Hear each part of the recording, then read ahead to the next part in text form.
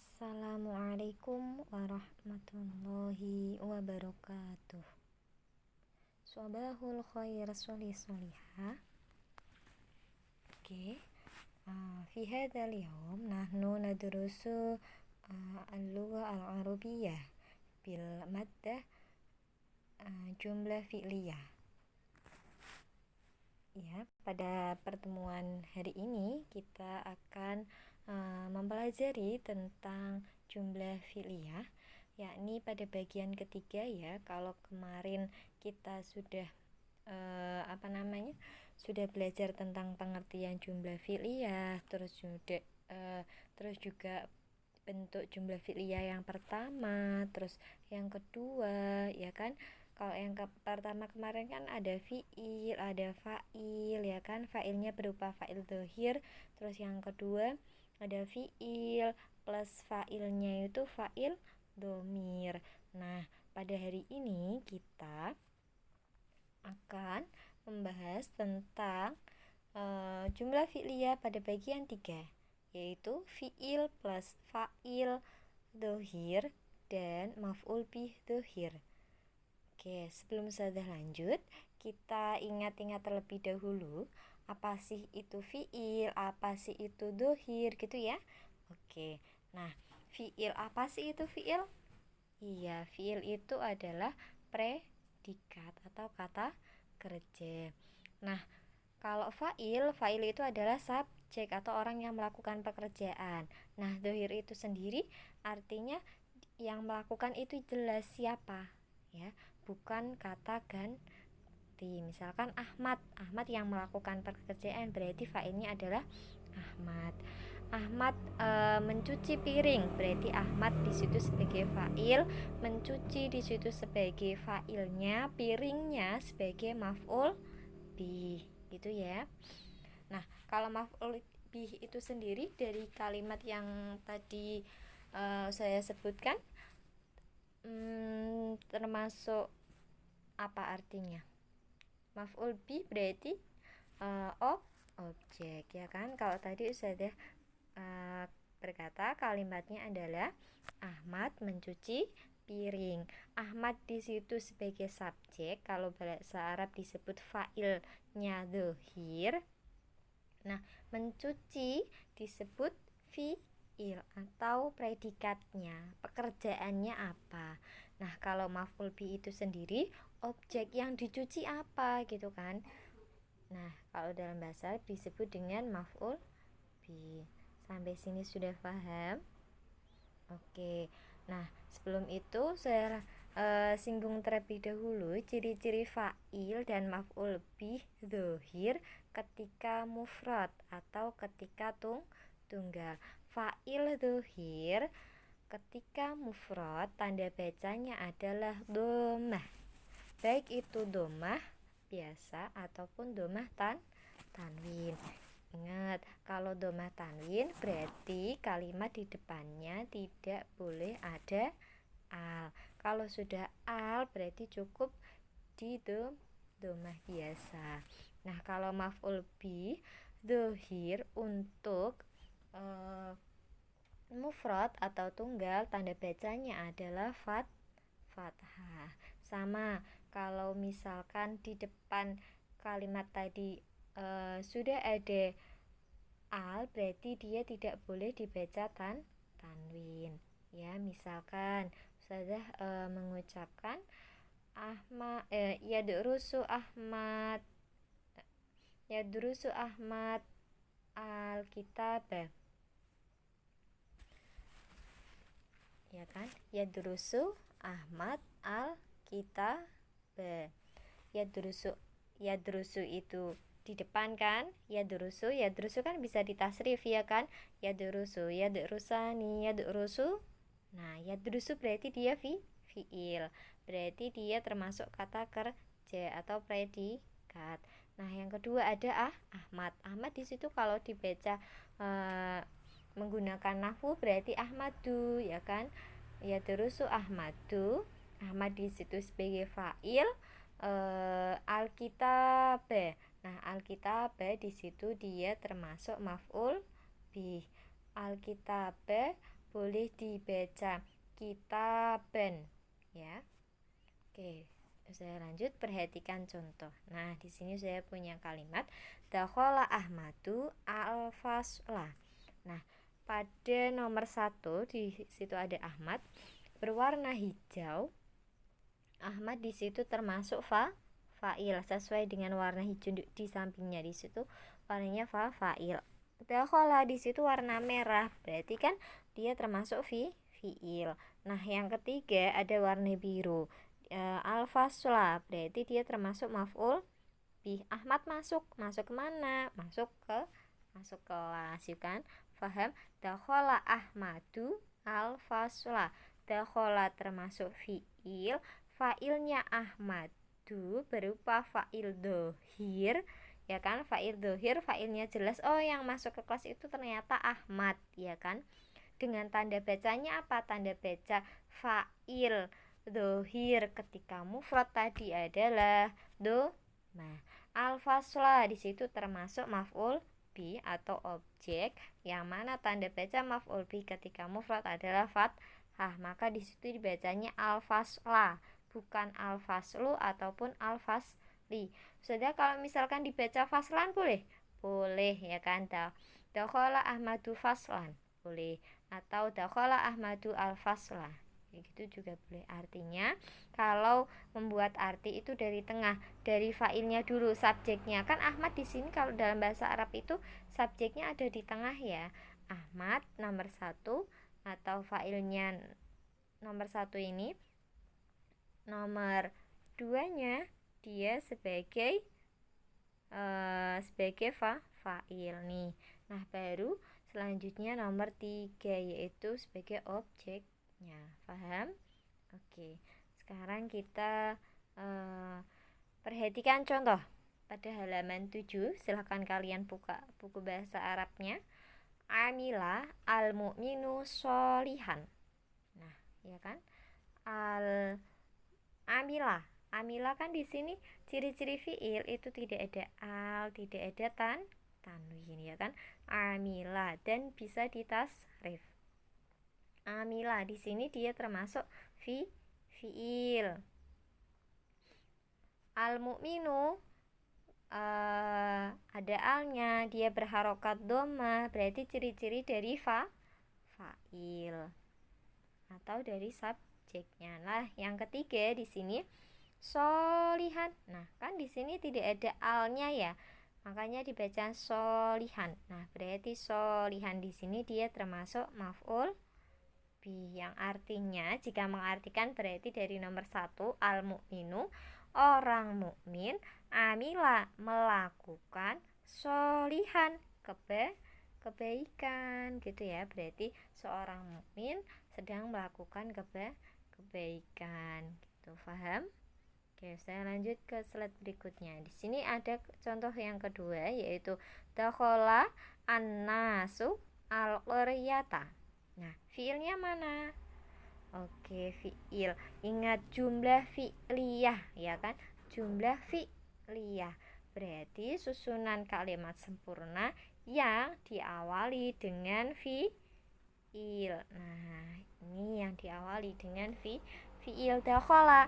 Oh, dakhala berarti fi'il. Yang kedua ada ingat tanda bacanya di situ dibaca dhammah apabila tidak kemasukan huruf jar, huruf yang lain, berarti dia dibacanya tetap dibaca dhammah. An-nasu, ya kan, dia dibaca dhammah berarti dia termasuk fa'il. Oh, berarti an-nas itu dia termasuk fa'il. Nah, yang ketiga di situ ada al-qaryah. Dia dibacanya fathah. Oh, berarti al-qaryata itu dia sebagai maf'ul bi, artinya mengartikannya itu dari tengah, dari fa'ilnya dulu, subjeknya, baru ke predikatnya, baru yang terakhir pada objeknya. Ya, gitu ya. Berarti anas, anas itu adalah manusia atau orang-orang. Orang-orang, dakhola itu masuk, ya kan? Nah, al-qaryata itu apa? Al-qaryata itu bisa diartikan sebagai desa ataupun negeri. Paham? Kita lanjut pada saat berikutnya. Di sini ada contoh yarfa'u Ibrahimu al-qawaida. Ya kan? Kita perhatikan kalimat tersebut. Yarfa'u di awal kalimat dia tidak ada al, dia tidak ada tanwin. Oh, berarti dia termasuk fiil. Yang kedua ada Ibrahim. Ibrahim kan nama orang, berarti dia termasuk subjek. Berarti dia fa'il.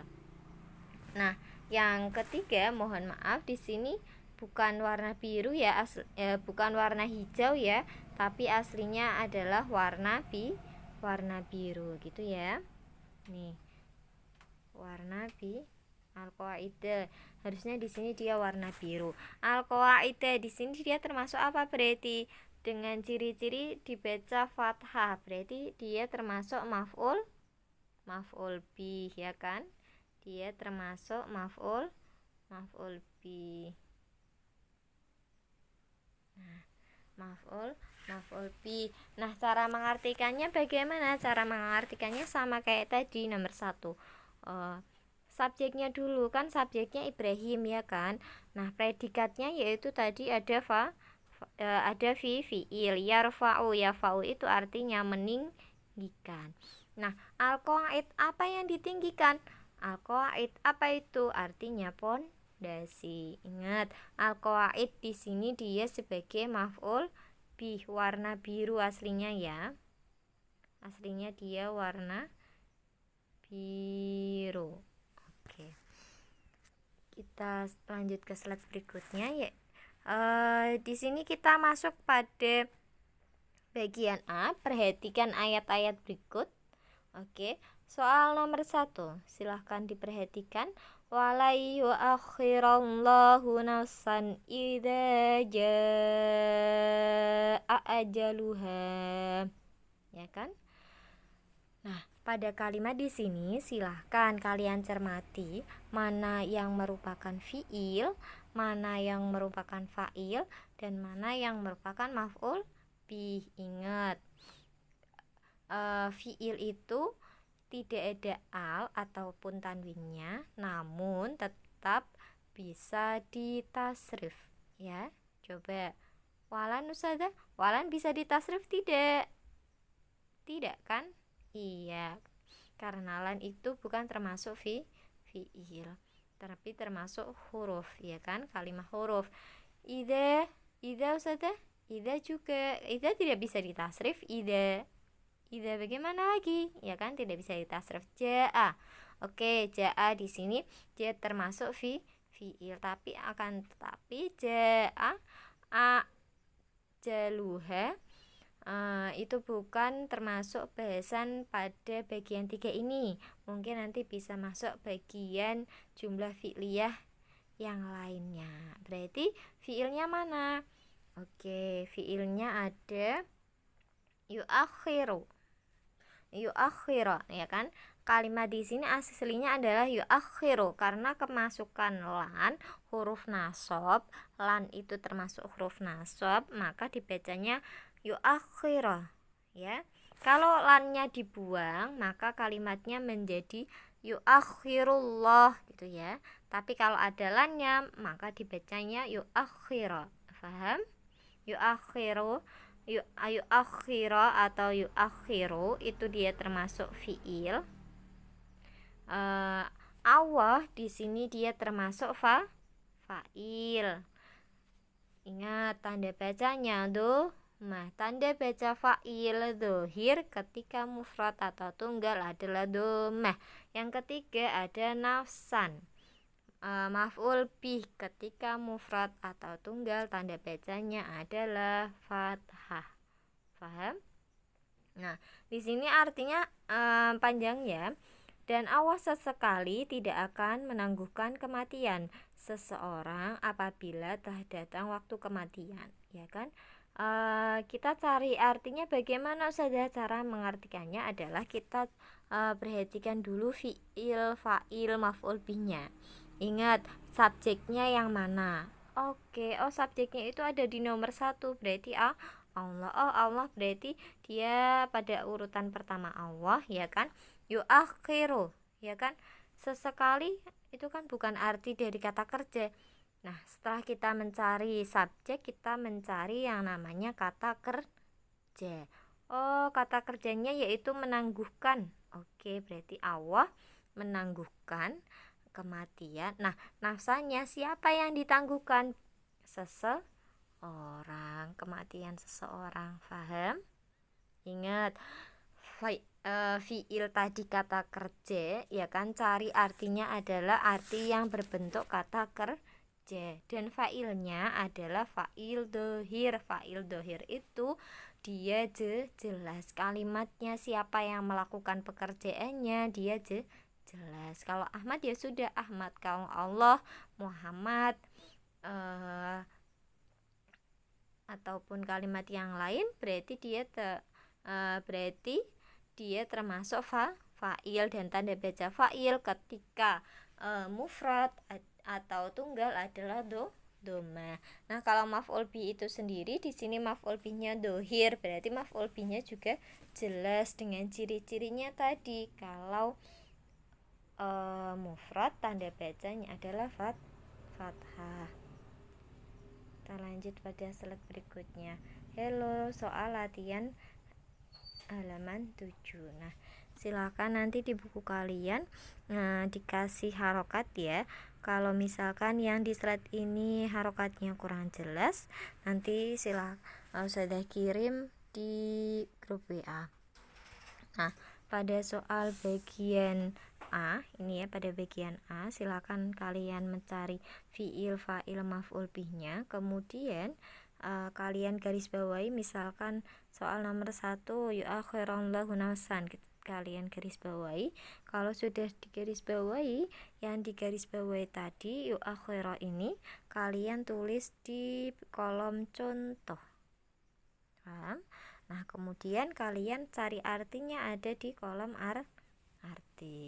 Kalau sudah ditulis di kolom contoh, artinya sudah ada, kalian tinggal menyesuaikan, tinggal dilihat fiilnya mana, predikatnya mana, failnya, subjeknya mana, terus maf'ul binya atau objeknya itu mana. Kalau sudah ketemu silahkan ditulis, kalau fiil kolom fiil, fa'il kolom fa'il, atau subjek maf'ul bih atau objeknya juga ditulis di sini itu ya. Nah, selanjutnya silakan kalian kerjakan pada soal nomor 2 sampai 5, langsung dikerjakan pada di buku modul. Nah, cukup sekian dari Ustazah, semoga bermanfaat. Afwa minkum, apabila ada kesalahan dari Ustazah saya mohon maaf. Selamat belajar, dan jangan lupa tugas-tugasnya yang belum dikumpulkan segera dikumpulkan. Assalamualaikum warahmatullahi wabarakatuh.